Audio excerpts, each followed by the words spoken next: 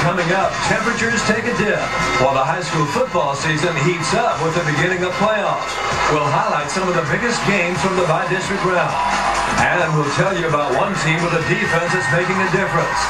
Also, the season is over in the Southwest Preparatory Conference. Tonight we'll talk to the champions. And Adam Bodecker is here from the Denton Record Chronicle on HS Game Time starting now.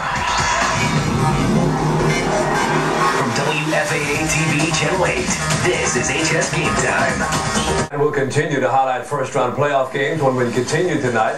And we'll meet the members of one team whose season is over. Find out why they're happy about that next on HS Game Time.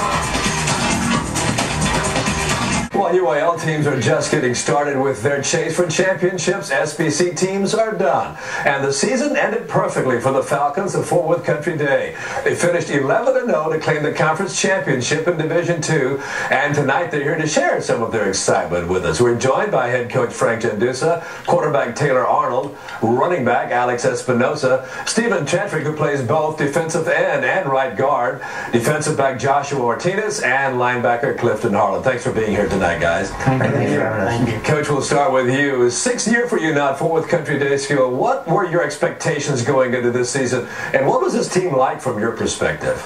Well, right from the get-go, I knew that I had a great senior class. We had 4 great captains who were good leaders, and this was they were my first group who started off as 7th graders when I first came to the school and sort of put in the system that we're in, and so they're the first group to go all the way through from middle school through their senior year.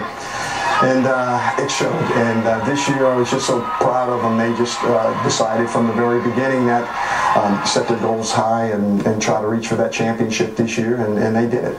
Taylor, we'll turn to you. Now, you guys had to play Trinity Valley twice in 2 weeks and had to beat them twice to win the championship. How tough was that since they had such a history of winning against you guys? Yeah, they had won the last 9 previous games in a row, and so they were trying to win that 10th one to set the decade, and it was also their homecoming. And I mean, we were ranked going into that game higher in SBC than them, but when you've won the last 9 games, you're still, I mean, we were still the underdog going into the game. But once we won that game, it kind of gave us that reassurance that, yeah, we can do this, that we can compete with all these guys, and we've beaten everyone previous in the season, and it kind of gave us that kind of strength to get through, and we handled them well in the second half in that game, and then going into the championship game, we knew that if we took care of business, then we would come out victorious, and that's what happened. Now, Alex, you missed half the season with injury, but came back to score 7 touchdowns in the 2 weeks against Trinity Valley. You appeared to be 100%, but apparently that wasn't the case, was it? No, it wasn't the case, but it was hard. But you know, those games that I was out, you know, I had a lot of suspense going into those games because I was worried that you know, that something bad was going to happen, but.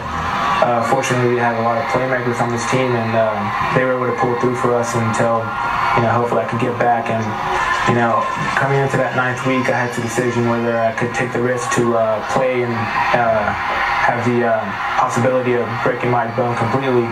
And so we just added a little bit of padding underneath my shoulder pads to try to decrease the possibility of that happening. But you know, it was hard, and I was worried sometimes, but, you know, I didn't want it to stop me from helping out the team as best as I could. That's the collarbone we're talking about, right? Yes, sir. Yeah. Now, Stephen, you're the only two-way player in this group with us here tonight. What does it take to play both ways, especially in challenging positions like the defensive end and right guard? You never get a rest, do you? No, I don't get to rest too much. In the beginning of the season, it was especially hard. You know, I'd come off the offense, we'd just score, and then I have to go right back out there. But as we sort of got into the year, I got in better shape, and it got easier, and you know, we just kept winning, and you know, I wouldn't have wanted to come out 1 second, so it was great. Josh, we go to you now. You guys were down 21-16 at the half. Did you have to do anything different in the second half there, or just continue business as usual there? In going to the locker room, we knew we were down. We knew that we had to step up our game. But when we got in the locker room, the coaches really said, we're not going to change much. We just got to polish up on what we're doing. And so we beat them the week before.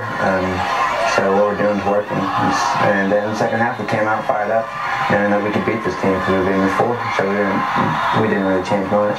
Now, Clifton, your coach described you as the mainstay in the middle of that defense, but you got hurt in the first half of that title game. How tough was that, and what did you try to do to help the team in the second half while you were on the bench?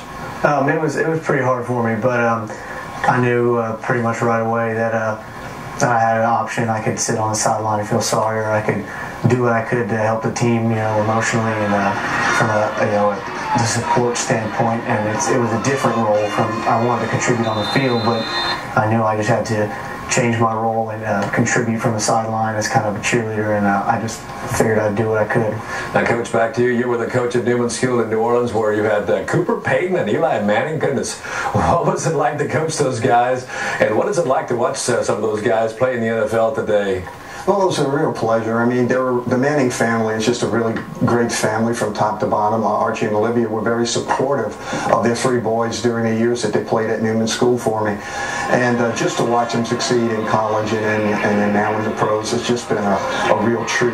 Some coaches may go through a whole career and never have one. I was very fortunate to have two and also have Cooper, who was an excellent player while he was in high school. All right, Coach. And Taylor, Alex, Stephen, Joshua, and Clifton, thanks to you all for being here tonight. Thank you. Appreciate it. Thank you. All right, don't go away. We've got more highlights from the UIL by district playoffs still to come, and Adam Bodecker of the Denton Record Chronicle will step by next. That's on HS Game Time next.